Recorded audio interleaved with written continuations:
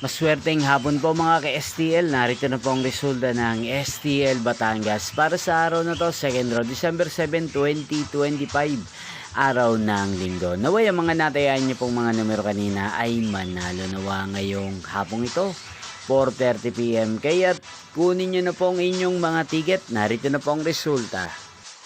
Ang mga numerong nanalo sa STL Batangas ngayong hapong ito, December 7, 2025, 4:30 PM. Second row result, 35 at 7 in exact order. At ngayong hapong ito sa STL Batangas, atin pong i-shoutout si Ate Arian ng Batangas na araw-araw pong nanonood sa channel na to. Shoutout po sa inyo, sana po ay nasa maayos kayong kalagayan. Inyo pong napanood ang resulta ng STL Batangas.